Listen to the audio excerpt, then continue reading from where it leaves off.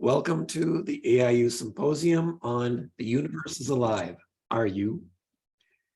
So, today's date is the 28th of September, 2022. There are difficulties in the world, but there are opportunities in that difficulty, as we got from our previous presentation by Al Sistor. Now, we're going to go on to the new presenter, who is Dr. Babatunde Omotoba, who is going to speak to us. Let's see if we can get him to activate his microphone and his camera. I'm looking to see where you are amongst everybody who's here, and I don't see you yet. Let me come back here and see if I can find you.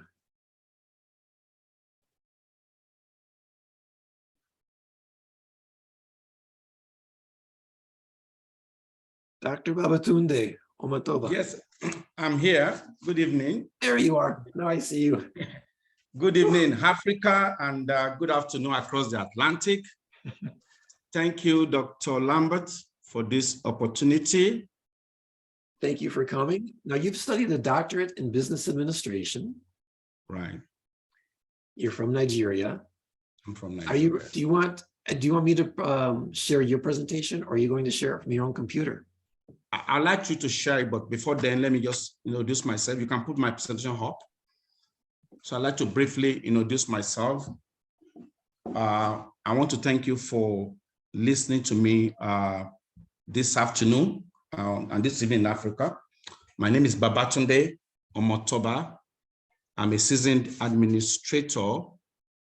I'm an engineer by profession. I'm a finance and an investment professional with about 35 years of infrastructural development, construction, structural engineering, private equity, financing, due diligence, auditing, consulting, and aviation and general management experience. I'm a well sought after speaker, both at home and abroad. I hold a Bachelor of Engineering degree in civil engineering from University of Benin, Nigeria, with first-class honors, and an MBA from Kellogg School of Management, Northwestern University, about 19 years ago, with 4 majors in finance, entrepreneurship, management strategy, and real estate. And then I have a PhD in business administration. I'm a registered engineer in Nigeria. I'm a fellow of Nigeria Institute of Engineers. I'm also a fellow of the Institute of Chartered Accountants, FCA. And I've won several academic and professional awards, including being nominated as the best graduate from my school in 1990 from University of Benin, and also prizes in professional examinations of ICANN here in Nigeria, as well as prizes from M&A Advisor USA in 2006, 2005, for some of the transactions I did in the US. I'm currently the managing director of a telecom company in Nigeria, Entel, which used to be a state-owned enterprise that was privatized in 2015 for $252 million. I'm proud to that. I have held diverse positions across various sectors. Early on in my career, I was a resident engineer for 3 years in Nigeria. Then I left engineering. I went to public accounting with Arthur Andersen and spent 8 years as a public accountant in the finance, manufacturing, and the commercial sector. And then I moved on to become the vice president, private equity at Smith Wiley & Co. in the United States of America for 5 years, where I sat on the board of 9 companies. Then from the US, I was recruited back to Nigeria to come and run a $1.1 billion fund for the Africa Finance Corporation. And I was secretary of the investment committee. After that, I was the group chief operating officer of Ancestral Holdings for 4 years with a $2 billion portfolio of investment in telecom, financial services, construction, transportation, and power. In 2008, at the age of 39, I was appointed Honorable Minister of Aviation, which we call Secretary of Transportation in the US, and member Federal Executive Council in Nigeria, where I executed various safety critical projects for Nigeria, including total radar coverage of our airspace for the first time in 29 years.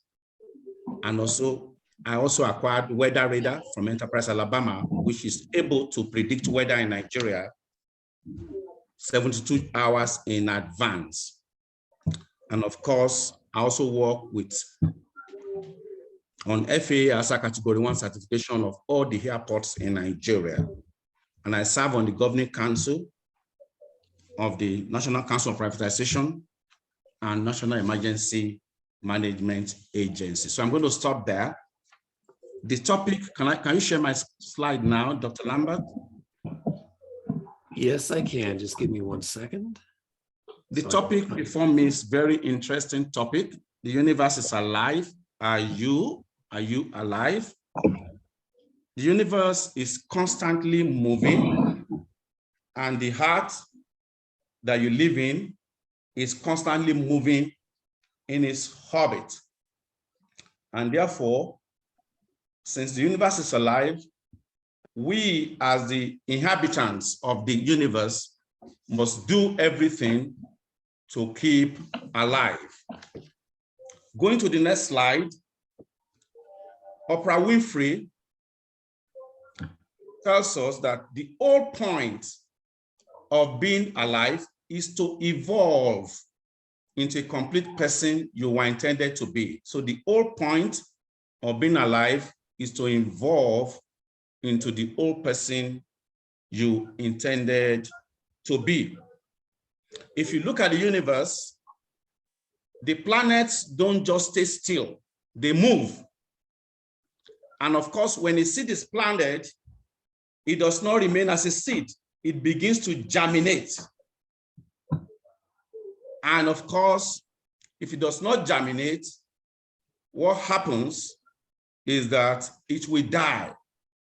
Therefore, as human beings, we must grow to be alive. We must grow to be alive. Let's look at the next slide. The first question I'm going to be asking is, are you alive or are you just breathing? Are you alive? Next slide. Are you alive or you're just breathing? You can just be breathing, but not alive. You can be breathing and not alive. Breathing alone means you're just coasting along, just doing the minimum, not growing on your job, not improving your skills, and being a one-trick pony. It means you are breathing, but you are not alive. Living is growth. Living is evolution.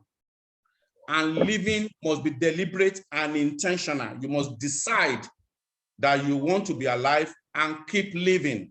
You must decide that you want to be alive and keep living. And living is a process that requires certain skills. To keep living, you must constantly hone your skills and keep growing so as to evolve into that complete person that God intended you to be, just like Oprah Winfrey have said. Next slide. Now, I've listened to our presentations, the prior presentations, depending on what you believe regarding life after death or reincarnation, you will agree that everyone dies. Everyone dies. And you only get to live this life once. So we must all die. We must all die. So how do you define being alive? You might say it is the opposite of being dead. You might say it's opposite of being dead. But I challenge you to go deeper than that. What is your definition of being alive? There are different kinds of living. Living is more than breathing. That is why medical professionals have different terms like brain dead. It's breathing, but it's not living, it's brain dead. And of course, like I said, look at the universe and you will see that living is growth. Living means growth, it means movement, it means reproduction, and it means more. The trees, they scatter their seed and they continue to grow. Therefore, as human, we just have to continue to grow. We have to continue to grow. Next slide. According to C.S. Lewis, you are never too old to set another goal or dream a new dream. You are never too old to set another goal or dream a new dream. So you are not, that means you are not too young, and you cannot give the excuse of being too old. To be alive, you must keep setting new goals and dreaming new dreams. To be alive, you must keep setting new goals and dreaming new dreams. And the next question I'm going to ask on the next slide is, are you growing? Are you growing? 2020 was a turning point for the world. We now realize that the world as we know it can change within a very short period of time. The world can change very, very quickly. And that means now is an excellent time for you to assess your personal growth and make good decisions. And this is not going to be based on your position now or where you are, but you need everybody, whoever you think you are, needs to constantly assess your personal growth and make good decisions. So the question is, do you have goals? Or are you working towards defining an objective, or you are just existing? If you are just existing, then you are breathing, but you are not alive. But if you have goals, or you are working to define a goal, then you are living. Or you have goals and you believe in that your dream and you are pursuing that dream. So growth is essential regardless of your age or background. Of course, look at the animals.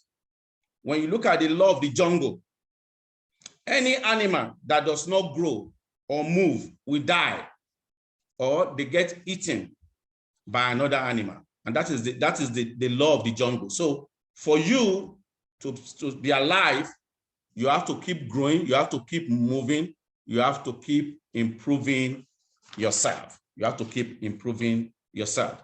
And there are three parts to being alive the way I see it. There are three parts to be alive the way I see it.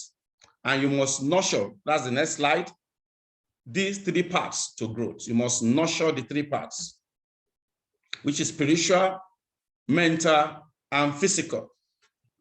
When you nurture them, you will be equipped, energized, and maintain focus. And this will help you to achieve your goal. So when you nurture your spiritual side, your mental and physical, you will feel equipped and energized, you will maintain focus, you can grow, and then you can definitely achieve your goal. So we'll quickly look at these three sections, and then I will be ready to take any questions that may come. So let me look at the spiritual first on the next slide. On the spiritual, I'm looking at 4 different areas on the spiritual. Number one is that you have to express gratitude often, especially to God. Please put it to the next slide. You have to express gratitude often, especially to God. Gratitude is very essential to life. You need to appreciate God for life. It is because you are alive that you are complaining. Appreciate your family members, appreciate your friends, appreciate people around you. Stop focusing on the downside of life. Stop focusing on the negatives. It could lead to suicide thoughts. Stop seeing your cups as half empty. See it as half full. Gratitude helps you focus on good things. So when you express gratitude, it helps you to focus on good things. 1 Thessalonians 5:18 says, in everything give thanks. So you have to give thanks not only to God, even to the people around you. You need to begin to give gratitude for who you are, for where you are. The next thing you need to do is to spend time in prayer and meditation. Depending on what you believe, you need to spend time. First in the morning, last in the night. And this gives you the confidence that you require for living. Number 3 is that you should help others. You should help others. Helping others, in most cases, you are helping yourself. People that are looking for a job in this part of Africa is a difficult thing. Help them.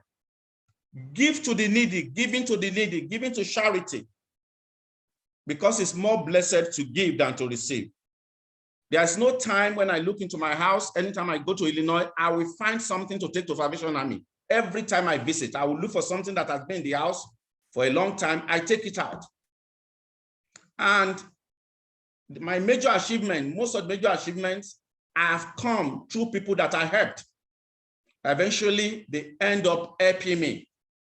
So many times when you are helping people, you are actually helping yourself. So you have to express gratitude, spend time in prayer, help others, give a helping hand. You are inside the aircraft, help people to put things in the closet, help people.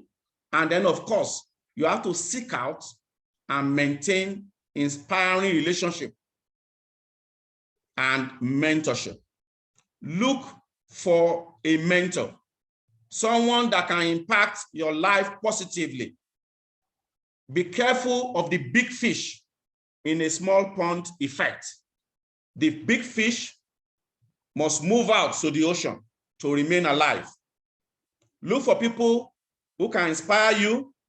Have conversation with people that can help you. Have conversation with people that can help you. So on the spiritual side, 4 things that we need to do is to express gratitude often, spend time in prayer, help others, and of course, maintain very good relationship. It will help you to be alive. Relationship will take you from ground zero to where you want to be. On the next slide, I'm going to be looking at the mental side. On the mental side, you have to set goals. You have to set goals. We've discussed this before. This will help your mental health.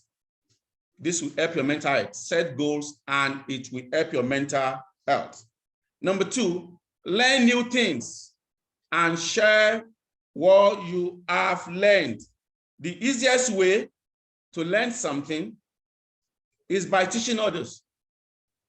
Mental health cannot be overemphasized. Sometimes you see some people you're just lashed out, and we have more and more cases across the world of spouses killing themselves. Suicide rates have gone up, probably because of the hardship coming from COVID-19 and all the things that are going on in the world. If you have such issues, see a psychologist or seek counsel if needed. Many are fighting depression. Such things must be identified and treated to be alive. And of course, spend quality time with your family and make memories. Spend quality time with your family and make memory. I remember when President Obama was the president, he said it takes time during the week to have dinner with his family. Out of his busy schedule, one would have thought that he doesn't make out time. He couldn't have done so, but he tries to make out time at least one evening every week to have dinner with the family. So you must spend time with your loved ones and make memories together. And of course, be aware and safeguard your mental health. Of course, watch what you assimilate into your system. Movies especially affect your psyche. It can normalize things like drug addiction. You might think it's just normal. It might normalize things like prostitution. And therefore, what you take into your system actually matters when it comes to your mental health. And don't build your happiness on material things. Don't build your happiness on, oh, they should not, those things should not be those things, the things that define you or that sets your joy. You know, some people, it's when they buy iPhone or they buy a new car or they have a new home. No, that should not be. And of course, under the mental health, we need to manage our stress level, because stress is a silent killer. We need to deal with stress and address issues as they come up. Don't allow them to linger. When you address them promptly and don't allow them to, they will not be able to pull you down or cause depression. Some people have anger issues. Those things need to be treated. They need counseling. The Bible says, follow peace with all men. And this will help you mentally and you'll be able to live. And finally, I move to the next slide, which is physical. Physical. Now, in physical, I just have 5 areas to look at. Eat healthy, exercise and sleep well. We've been told that we should eat fruit and vegetable, drink a lot of water, stop eating junk, and then we should eat balanced diet. And of course, reduce sugar or salt if need be, and we should exercise well. And of course, we must also be careful with the type of exercise that we do. We need to be sure that it's not injurious to our health. I remember back then when I was still living in Illinois, we used to have a sport presenter, 37-year-old, that went to jog and then he collapsed and died because he had a heart condition. So you need to be sure. Don't just go out there because somebody is jogging, you want to go and jog, or because somebody is carrying weight, you want to go and carry weight. Do the appropriate exercise that is good for you. Number 2, do not neglect your physical health. That's a very big problem in this part of the world. When you feel a little bit ill and you say, oh, no problem, it's going to go, instead of checking yourself. Make sure you do not neglect your physical health. Sleep when necessary. Go for your yearly physical. Treat yourself. Don't say it will go away. Don't say, oh, it's just an headache or body weakness. And this, of course, affected a lot of people during the COVID pandemic. And we've mentioned number 3, which is to spend time with your family, play with your children. Don't become a monster at home. Make memories. Do picnic outside, cookouts. They are good for the physical body to be able to remain alive.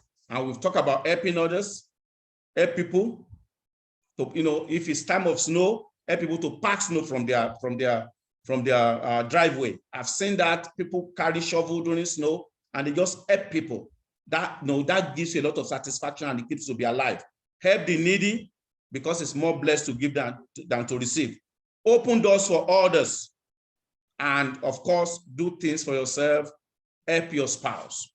And finally, don't abuse drug and alcohol. Drugs like tramadol, codeine, methamphetamine, don't take such things. They give fleeting pleasure, which are temporary, but they are highly suicidal, highly destructive. If you are involved, please seek counsel. Seek counsel and make sure you depart from that.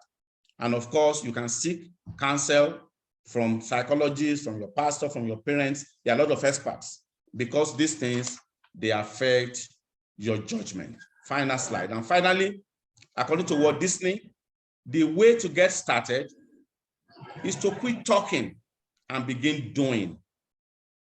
It is now time to do. Start being alive. Thank you very much. I don't know if there are questions. It's a very simple presentation. Thank you so much, Dr. Babatunde Omotoba. Wonderful history that brings you to us today, from all your studies and work and accomplishments, to give us a clear view of how to have a balanced, powerful life. Thank you. Now, questions. I see Paul Whisks has your hand up. Would you like to ask a question? Paul Whisks.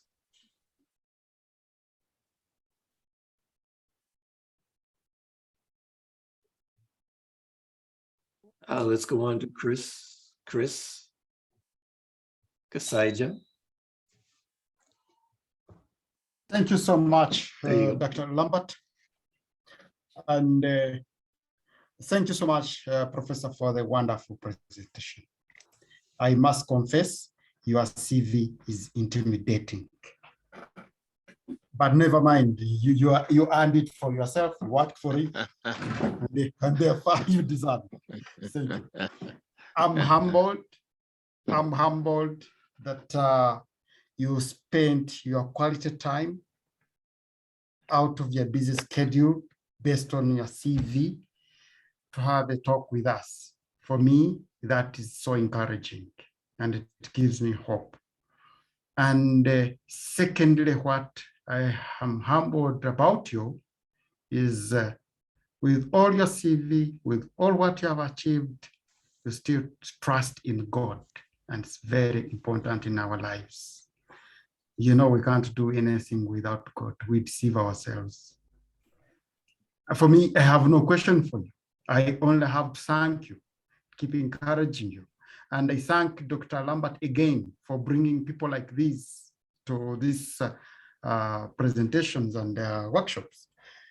They put our morale up for us when the moods are going down, when the situations are bringing us down. When we hear talks from such a people, it's so encouraging. It builds us and so encouraging. Thank you again. Merci beaucoup. Thank you, Chris. Thank you for your kind words. Let's go to Paul Whisks. His microphone is working now. Paul Whisks, go ahead and activate your microphone. Let's wait just 1 second.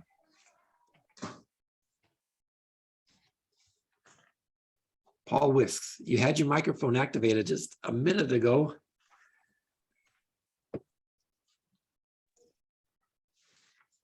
Okay. Let's go then to Kurumi Sefidin. There you go. Hello, good evening, everybody. Good evening. I think I would like, first of all, to appreciate the presenter for the wonderful presentation. I think it is very inspiring, and I like the way he has actually presented the physical and the mind and the spiritual. And I would like to say that indeed we are sometimes living in environment whereby you find that the actions of some people actually end up playing extremely negative on life of others, and tend to actually opportunities are many, but the actions, for example, you find leaderships misdirecting the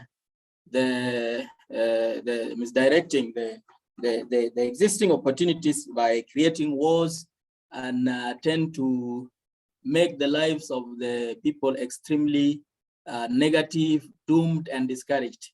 How do we try to handle such cases whereby you find that opportunities are present, but you find that the wars that are around tend to make lives of the people become very doomed, and you really become discouraged because you have a lot of dreams, you have a lot of things you want to do, but you cannot do them because of the prolonged and continuous cycle of violence that is around.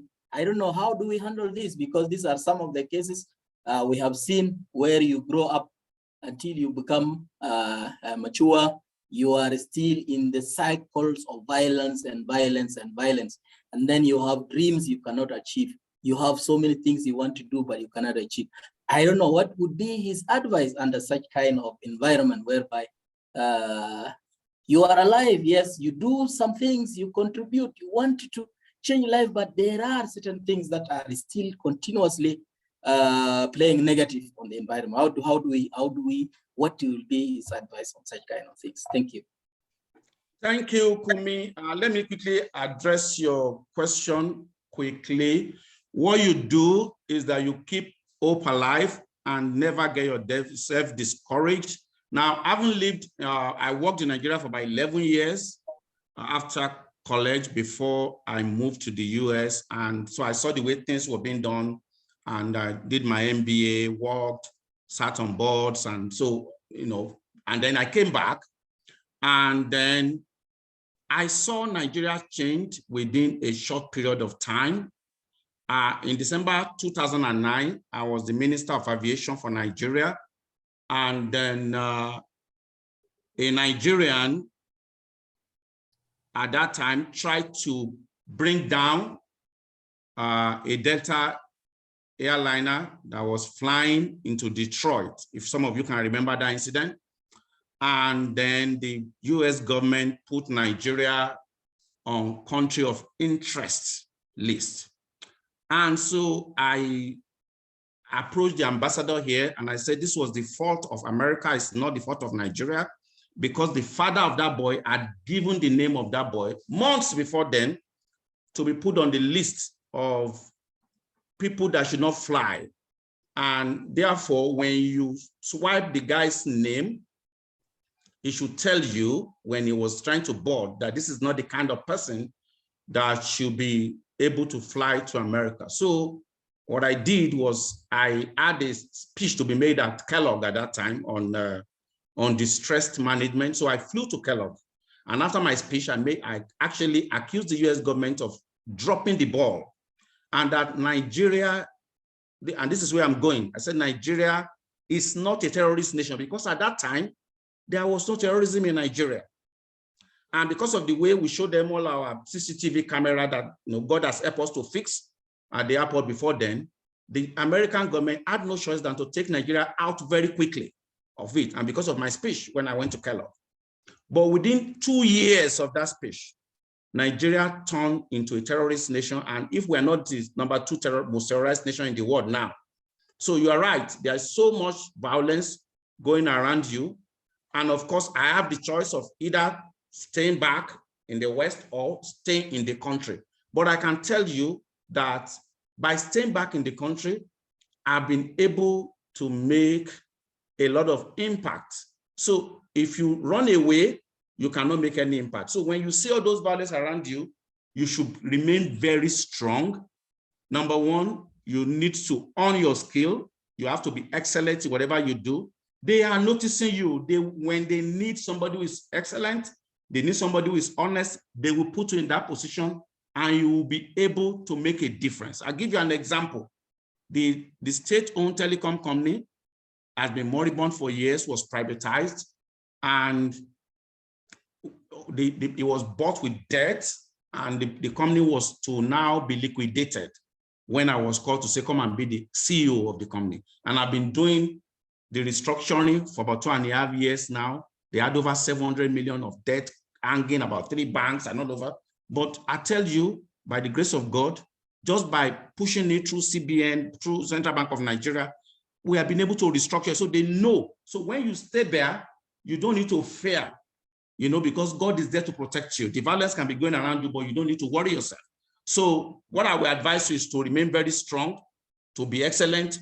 If you need to get more skill, get more skills, and make sure that people know that you know your onions. And when situation arises and you are challenged, you'll be able to step up to the plate. Thank you.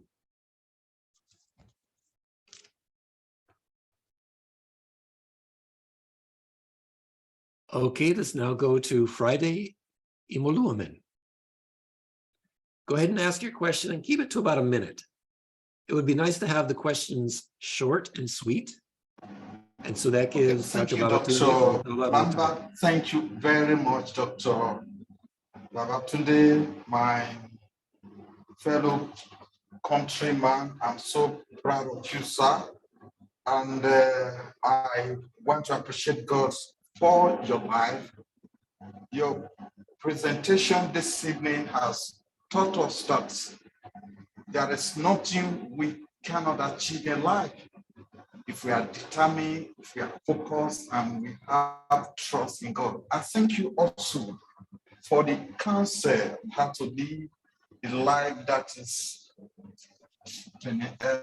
wholesome, beneficial to everybody. I don't really have question, but just to appreciate you, sir. And I'm going to drop my email address on the chat and my number. Please, I want to get in touch with you, Doctor. God bless you. I'm proud of you, sir. Thank you. Thank you, Mr. Thank you, Dr. Mr. Baba. Friday. Thank you. Let me Thank give you you. my email address. Is tundeomotoba@yahoo.com. It's simple. tundeomotoba@yahoo.com. All right. Okay. All right. Thank you, sir. Thank you. Let's go now to Francis Lahai. Yeah, Francis, yeah. So thank you very much, Dr. Tunde Omotoba. My question hovers around the image you showed of the spiritual, mental, and physical interaction. That image kind of shows as if the mental and the physical are subsumed in a spiritual human being. And also, it's not very clear the relationship between the mental part of the human being and the spiritual part. Because when I look at myself and then the things I try to do, I think my mind links up with the spirit part of me. And I would think that human beings should be like two parts instead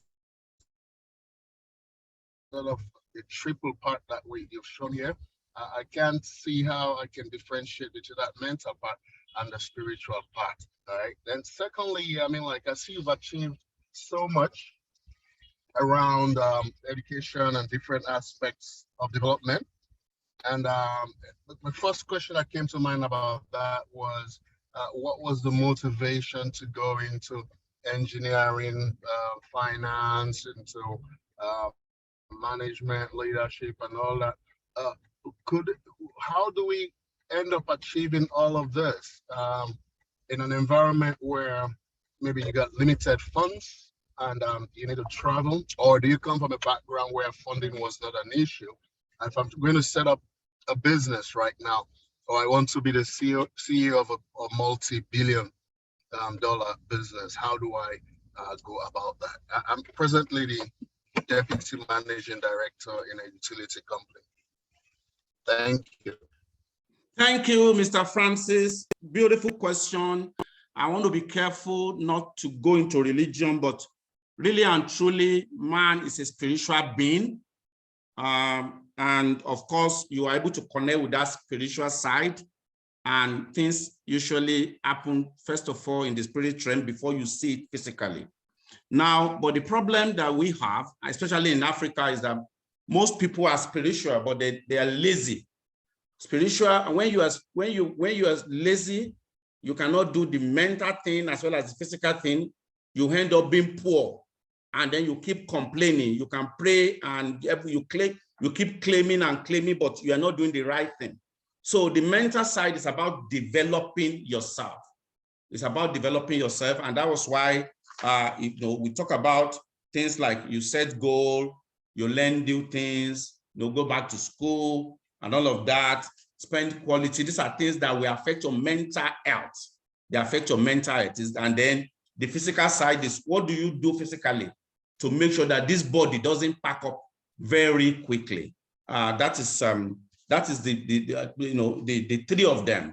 So you cannot have the mental and physical without the spiritual first. But I don't want to go too much into that, so that because people have different beliefs, but whatever they believe, even people that do not believe in God, they still believe in certain spiritual powers which guides their life. On the other issue, I would say it's one would say it's faith, because I read civil engineering, and I wanted to just be a site engineer, and thank God I was able to achieve that. But when I finished with first class, people encouraged me to get higher degrees. And so at that time, 1990-91, I think there was a recession in the US. So I applied for PhD program and I got about 4 admissions for direct PhD, University of Texas at Austin, Iowa State University, Colorado State University. But because of funding, I couldn't go. There was no assistantship. So in fact, I must tell you, Mr. Francis, I was born 40 days after my father died. So I grew up in abject poverty. Most of my university days, thank God I got scholarship to be able to attend university in University of Benin. So because there was nobody to sponsor me and there was no assistantship, I lost those opportunities. So I had to go into the field to work for 3 years as a construction structural engineer across the country, in about 8 states of Nigeria and the Federal Capital Territory. And 3.5 years into that, I traveled to Lagos, the financial, or maybe let me say, the economic capital. And I went for a presentation. I saw Anderson as a premier accounting funding. Let us forget about what happened to Enron later. And so I went to write their test and they took me. And in Anderson, you have to start writing the accounting exams. So I came here and I wrote the first accounting exam and I got 2 prizes nationwide. And I wrote the next one, I got the first prize nationwide. So that shifted me from engineering to accounting. And so I worked there for the first 5 years in finance, auditing banks and financial institutions, doing financial reporting, management and planning, strategy for banks. So because of that, I kind of understand that, okay, good. And that actually helped me to know how to knot my tie because I came from the village.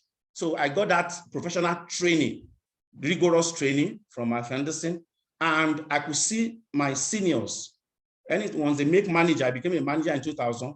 You see them going to Harvard, Wharton, Kellogg. So I also joined them to write GMAT, and I got taken at Kellogg. But also, I needed an American to sign my loan. My 2-year loan was $124,300. But the head of the firm, American from Kansas, has seen my performance for the past 6 years and said, look, this guy, you have really a future. So he co-signed my loan. So I can tell you, it's just the help of God that I got all through. So I went to Kellogg, and 2 years in Kellogg, I got my loan signed. And I will tell you, as of that time, Nigeria was allowed to play the visa lottery. So in my final year, I did the visa lottery while in the US, and I won with my family. So that allowed me to even convert straight to resident. So everything just worked together for good. And I worked for like 5 years. The Central Bank of Nigeria started Africa Finance Corporation, $1.1 billion, and they were looking for head of private equity. So they brought me back. And I spent 1 year on that when President Yaradua, may so rest in perfect peace, the president at that time, was looking for new ministers. And somebody nominated me, and he read my bio and said, they should go and call me. So I can tell you, it is the help of God that took me to where I am today. But now, what you will see in African countries is that when somebody has become a minister, after that, he does nothing. But that's not me. I left minister at age 40, 41. That was about, that's year 2000, 12 years ago. So I had to go back and jump back on my professional lane. And that is where I am. So that's what I told the person that has the last question. You must just stay focused. Don't be too proud to say you cannot do this, you cannot do that. And that will help you. And another thing I want to mention is there's a study that says when you are becoming age 50, 60, 70, you are more productive. When I look back now, I have so much experience because I've done so much. I've done transactions in France, I've done in the UK, I've done in the US, I've done in Nigeria. So a lot of things I've done in China. So a lot of things are not strange to me when I look at events or issues. And of course, because of the former position also, I can pick my phone and call many people. If I'm going to a ministry or go and see a minister, I don't fix appointment, I just go. I just go and knock door and give them my card. And so that is the kind of thing that the grace of God has done in my life. So I will tell you, Mr. Francis, is the grace of God and also being determined. And few years ago, I was talking to one of my friends. I said, let me just call my state governor. They are going to give me honorary doctorate degree. I don't need to read for it. And that one said, no, Tunde, you know, go and try. And I put in, and thank God I was able to complete my PhD. I thought I won't be able to complete, but I was able to complete. That is, you know, trying to develop yourself, remaining alive. And now I feel a new energy in me that, okay, I've done another degree after 19 years of my MBA. Thank you, sir. Thank you, Mr. Francis. Dr. Babatunde Omotoba, a question came in to me saying, did you graduate from AIU? Yes, yes, with distinction. Let me put that. With a GPA of 3.79, and I'm very proud of it. I Let's think go I on got to, a 4. let's go on to Canbido or Kaido.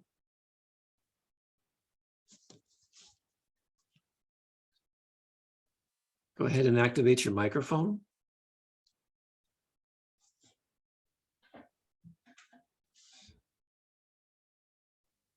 Are you able to activate your microphone? Down below, you'll see a little microphone to the lower left. Click on it, and that should activate your microphone.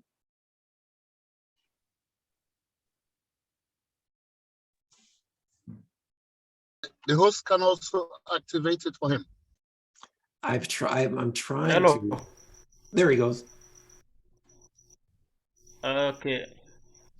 Are you hearing my sound now? Yes, we are. Go ahead with your question. Hello. Hello, can you go ahead? Okay. Thank you, Doctor. Thank you, AIU, for preparing this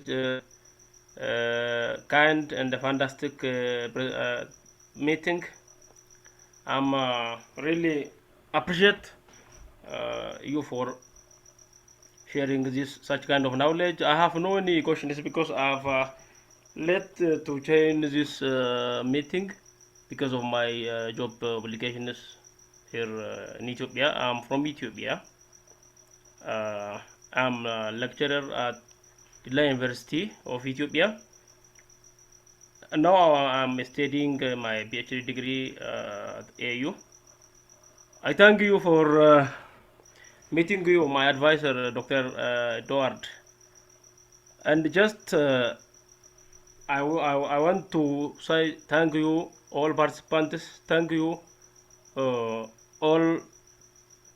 organizing committee of the AIU.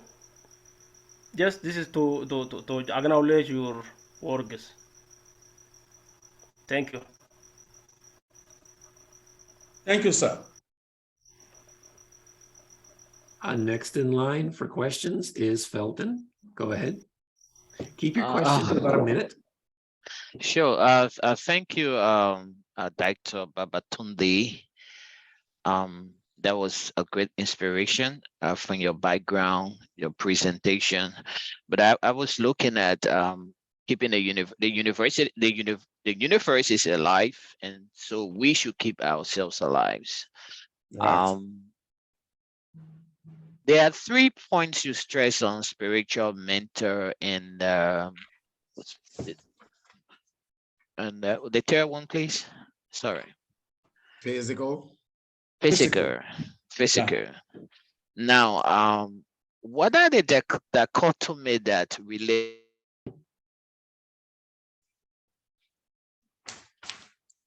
Look at it as you've just said.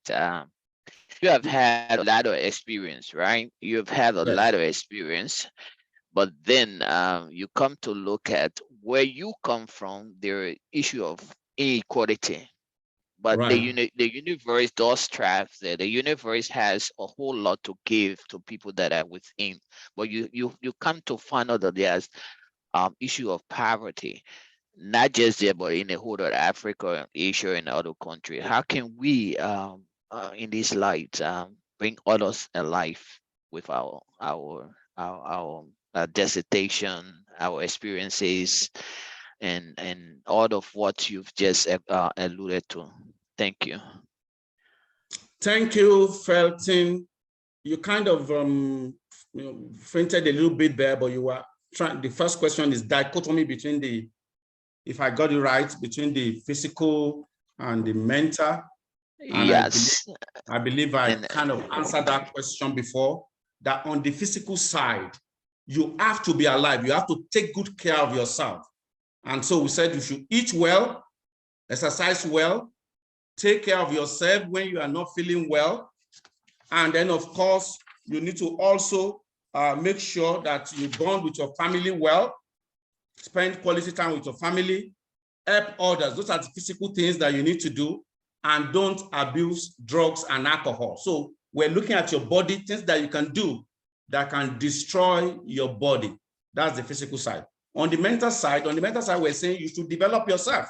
You should have a dream and pursue that dream. Set a goal, learn new things, and of course, don't build your happiness on material things, because material things will fail you. They give you temporary happiness, but they don't give you that joy that you need. And we said, manage stress, because stress is a silent killer. It's a silent killer. And when issues come up, because issues will always come up, make sure that you address them. And of course, if you have anger issues or whatever, get counseling. On the issue of poverty in Africa, is a thing that concerns every one of us. But of course, I can tell you that the mistake that many of us make is that we run back and we don't get involved. But once you get involved, gradually, one at a time, we will be able to address the issue of poverty. And of course, you can have a government that you might think, oh, maybe that government is not doing, but if you stay there, maybe the next government will come and things will get better, okay? So as I look at the situation in my country today, we have very high inflation, we have high level of unemployment and all of that. And we are trying to address the inflation, but what is happening is that the managers of the economy are actually looking at the demand side, whereas the inflation we are getting, which is the same thing that is happening in the US, is a cost push, supply side inflation, where you have insecurity, and because of that insecurity, there's shortage. When you have our crude oil being stolen because of insecurity, and therefore, such things, even though they are not addressed, we have people that understand, and you never can tell. February, we have a new government. Maybe the person, new people will come that will be able to see all these issues and be able to stamp them out. But what is important is that you stay the course and you remain there and you don't run away. And of course, there will be solution to these problems. 85 years ago, there was no stable power in Chicago. I lived in Chicago for many years and I read the history. No stable power, a lot of things were upside down, but they were able to get it right. So for me, I'm not going to lose hope on Nigeria. I'm not going to lose hope on Africa. I believe that very soon we are going to get there, and I'm not going to run away. Even though I have the option, I'm not running anywhere. And I know a lot of people, I've seen some people on this call that are top people in Nigeria that are pushing the envelope, that are pushing the frontier to make sure that Nigeria becomes a better place. Thank you, Felton. you're welcome. Thank you, so Dr. Lumber. I have to drop off now. It's very late here, so we'll connect the next symposium. Thank you all, and It's a good night. pleasure having you, Felton. Bye-bye to everyone. Bye-bye. Next in line is Lumbayi Gires.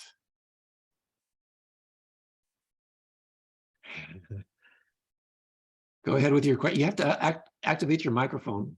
Here, let me help you with a button. There you go. Hello.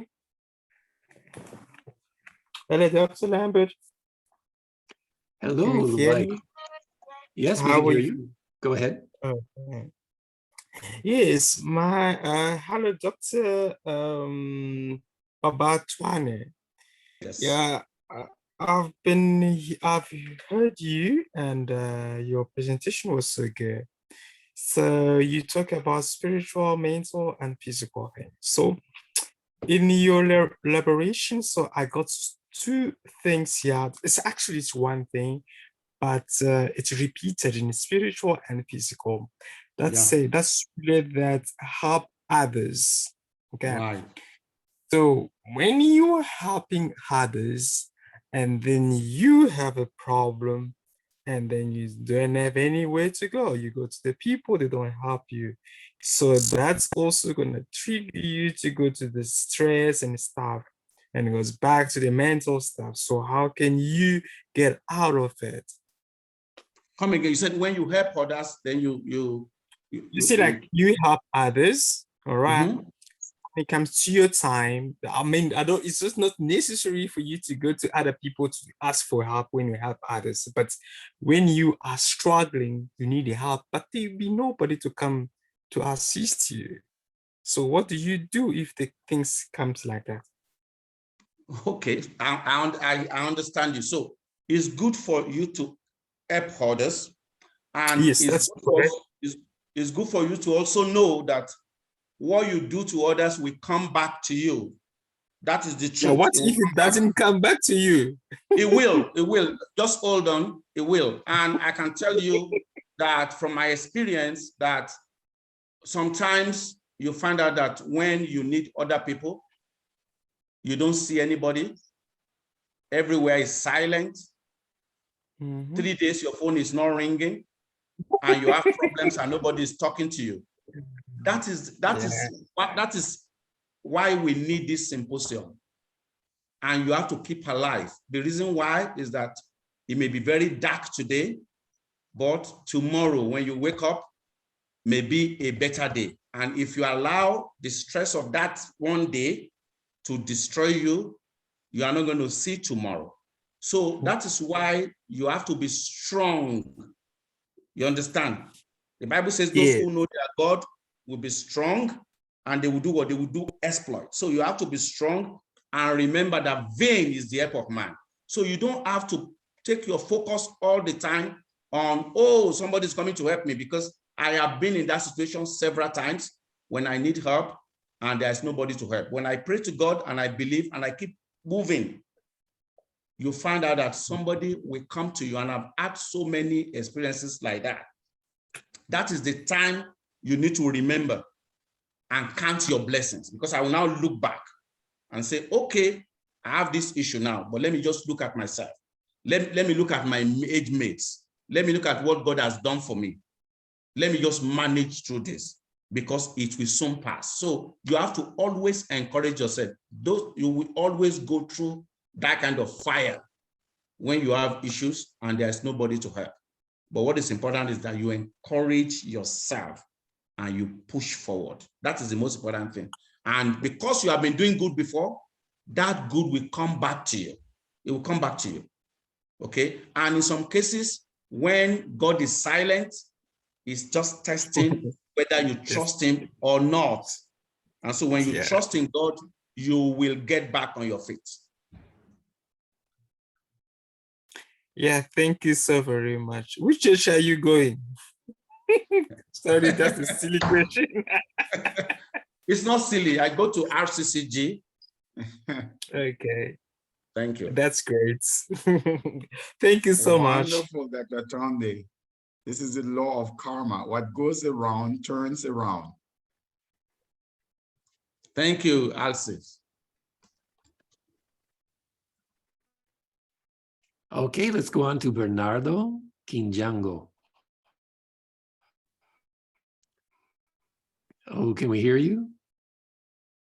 Your microphone is activated, but we can't hear you yet. Your connection may have froze.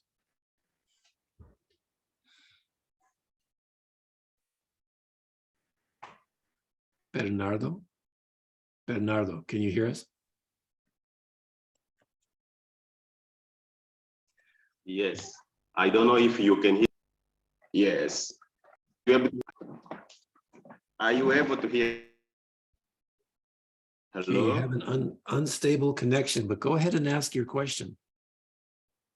Yes, I'm speaking from Angola. And I have no question, but I have a contribution. I had just two questions from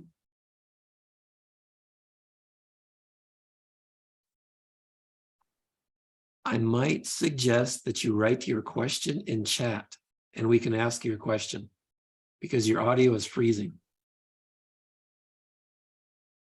So let's go and move to Godwin Ojo Omotoyinbo.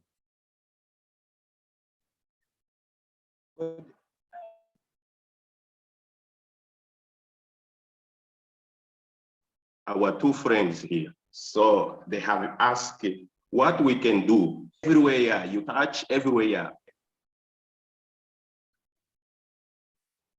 Yeah, it would be best. Oh, I think he got disconnected. Godwin Ojo, can you ask a question? Do you have your microphone activated? Yeah, good evening. Good evening, Dr. Lambert. And good evening, Dr. You can go ahead. Are you hearing me? We had Yes, Godwin, go connection. ahead. Yes. Yes. I And now the daughter said you have to remain in the place where you stay and you have not moved out. But the experience I had from the presenter, after Nigeria, he went for United States, where you did your start and where you were doing some work. And after that, you came back to Nigeria. So I have a different view on what you said. Let's make an example here. Life is science. In physical life, we have to use science. And yes, we have to believe and have faith, but we have to use science. Let me bring here example. Jesus Christ, when he was born, some people believe he was a son of God. Some people, they believe he was God. But you know, that time was they have made a statement for killing all children. But after God have seen that all children will be killed, told the mother of Jesus to move out from that place. Otherwise, Jesus should be killed.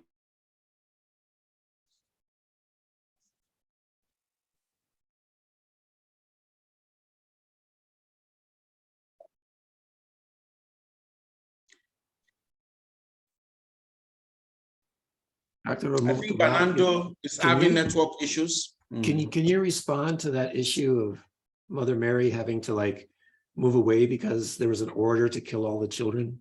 What does that speak to you about? Okay, what he was saying was that I was in Nigeria and then I moved to the US and I came back.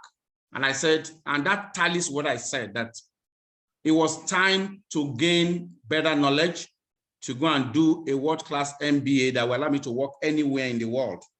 That was why I left Nigeria and I stayed back a little bit to work. I didn't stay fully. Most people, they go 20, 30 years, they don't come back. I left 2001, and by 2008, I was back. So because I know that that skill that I acquired will help me to have better impact on my community. And so what he said was that, yes, if they sense danger for Jesus, and so the mother had to move him away. So maybe what he's thinking is that when you sense danger, you protect yourself from danger, because if you are killed, you cannot make an impact. But for me, the point I'm trying to make is that if you're in Africa and God has helped you to get those skills, don't run away and go to the West. In the West, you cannot have the dominion you're supposed to have. You cannot make the kind of impact you are expected to make on your people. Stay back and affect your community positively. That's my point. There's wisdom in his words, seriously. And you have lived this, you know.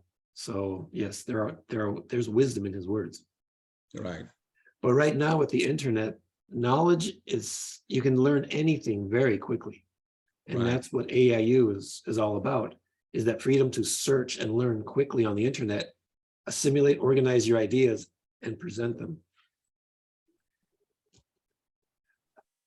Dr. Omotoba, Yes. what do you think about this new way of learning online?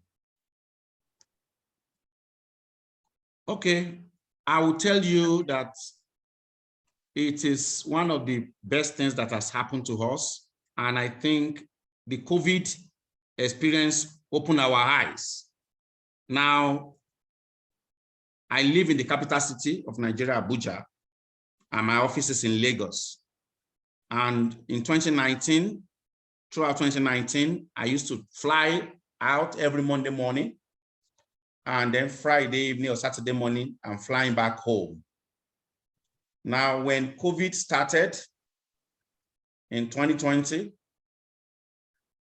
and this online thing, we turned our ESCO, all our meetings to online. I stayed 6 months in Abuja, and the business kept running, even run better at that time. So where am I going? The online learning is highly effective, very effective, and you can get a lot done quicker even than the physical thing, because you do not have the impediment of travels and all the things. You are able to sit in one place, think through, do your assignment. If you need to talk to your professor, talk to your professor. And I've gone through it, and of course I've been able to make a success of it. So for me, online learning is very good. Is the way to go. Okay, let's go to Herbert Asukwo. Thank you, Dr. Lampert, for the opportunity. I don't know whether I'm being heard by others. Am I being heard? Yes, yes, yes. Okay. I thank all the presenters for their wise and insightful advice on how we can go in being alive. Indeed, the universe is alive, but each of us need to act in order to also be alive with the universe. But from question and comment of others, I have come to see that growth cannot jump from point A to D. It has to follow the process. So for that, we need to, since life and growth is inseparable, we need to follow growth from where we are in any position we are in the planet Earth to another point. And for us to do that, first we have to survive. And our survival depends on our adapting to our natural environment before we can proceed. So proceeding when we have not even developed in our natural environment means bringing things that are not really essential, cutting out the non-essential and putting the things that are essential for our survival phase in our natural environment where we are in any part of the planet, considering the weather and other conditions that will affect our life phase for us to be able to adapt and succeed with those things. But how are we to look at the fear of moving on and progressing in our growth? For me, I look at fear as a signal, and that signal should alert us to take guidance and advice from those that understand more. And what will help us to be able to take that step? And what will also be able to help others to help those that are taking such steps? Two qualities are essential. I'm looking at modesty and love, because with modesty, we can understand our limitation and then seek advice on how to move along in the unknown journey of life. With modesty, we will not be afraid to ask for help. As one say, I help others, and when it comes to my time, no, I don't see anybody that helps me. Have I asked for the help? Have I seek help? Modesty will allow us to seek help. And then love will also move others to provide help.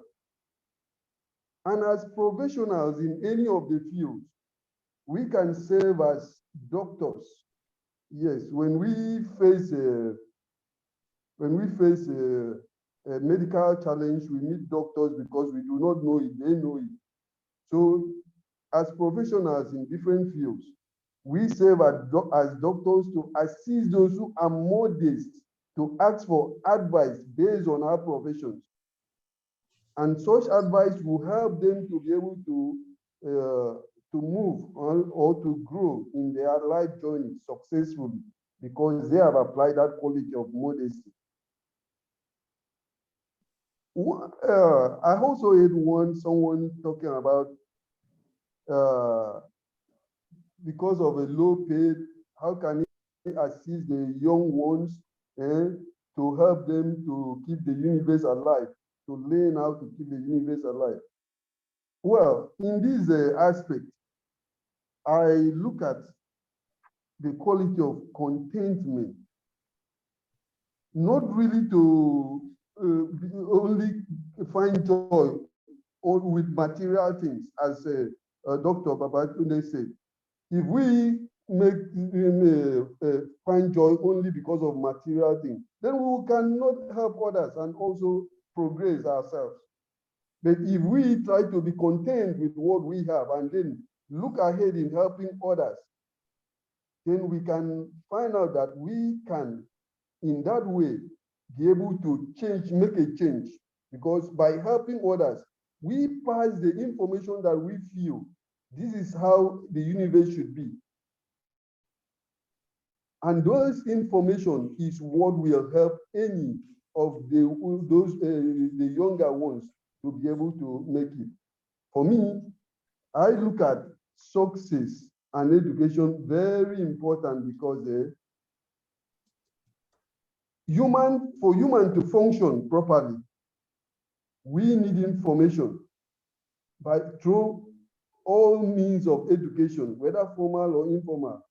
So human functionality depends on the acquired knowledge and the application of that knowledge.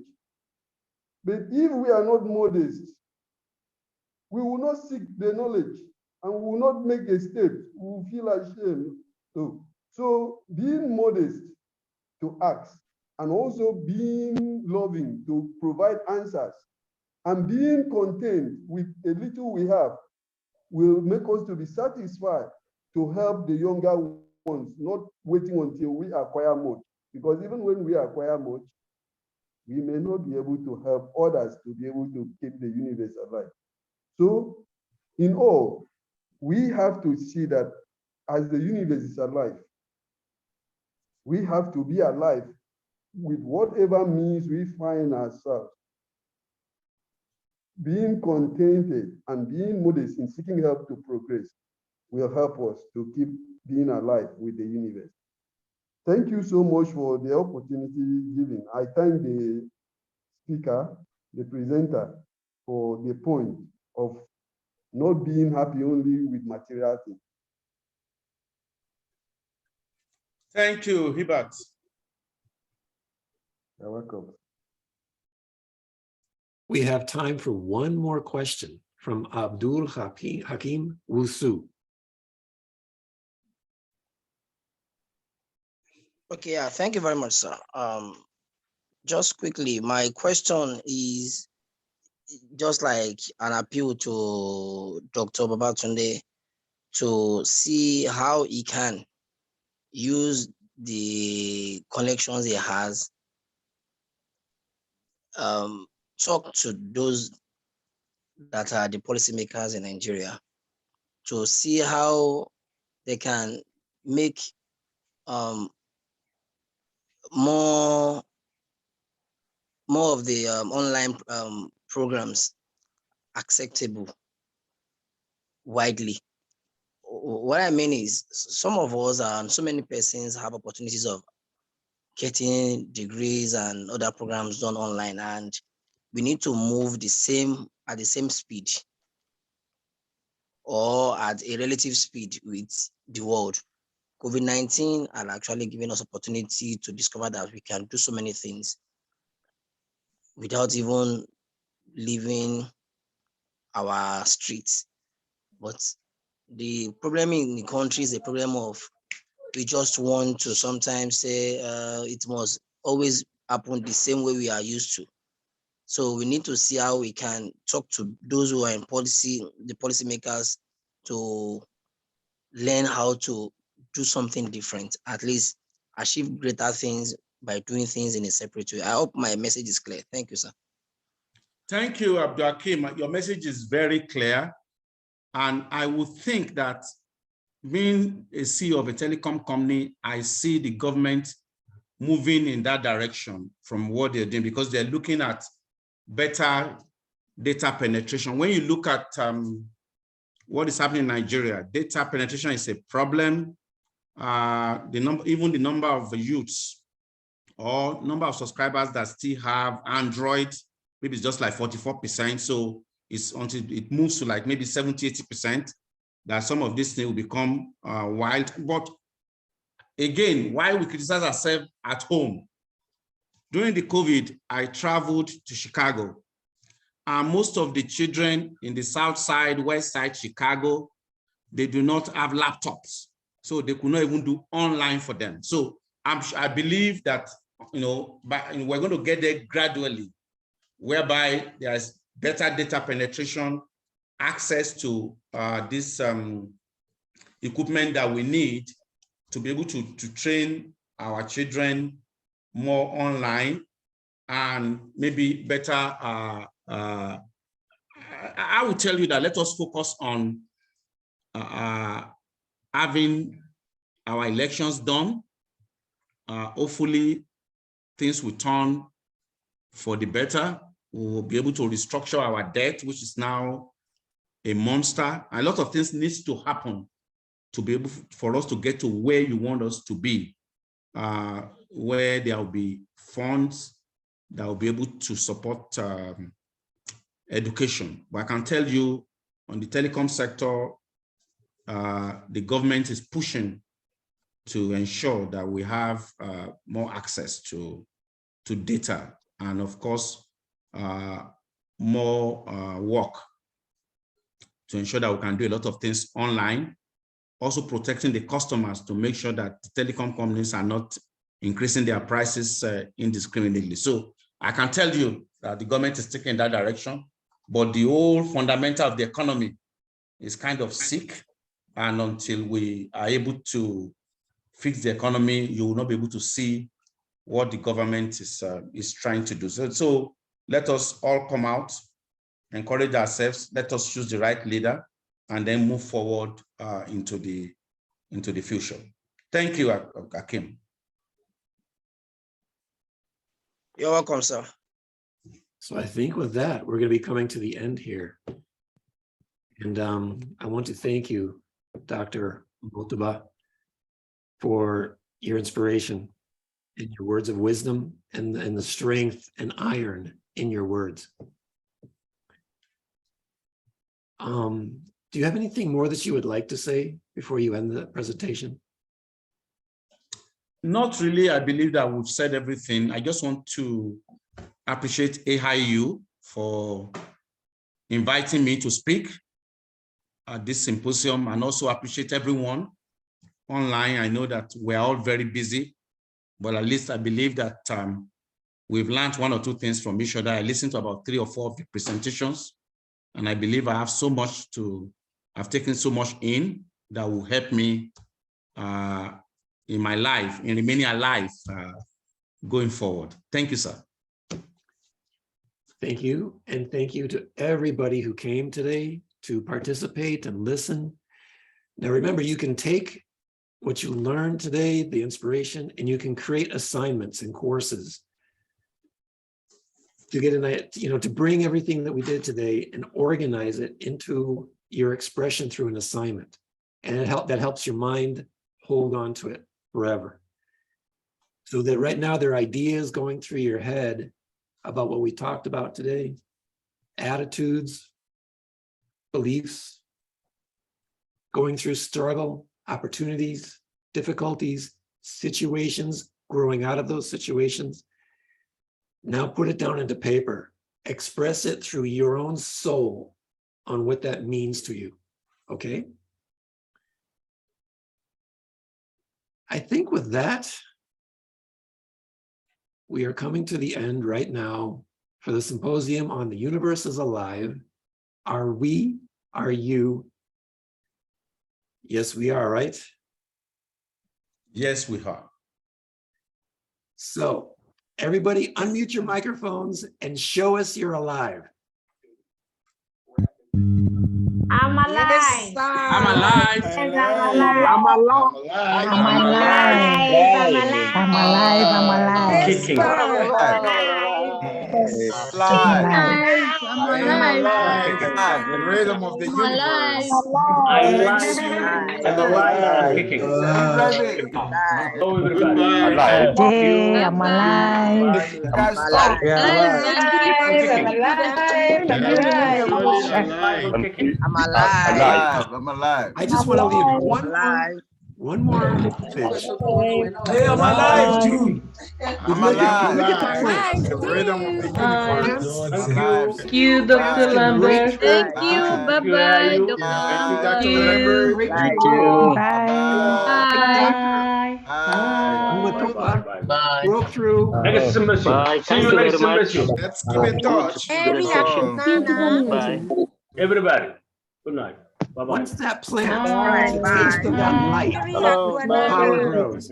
Thank you. Bye. Salam alaikum. I love you all. Waalaikumsalam. Bye. Asante. Asante.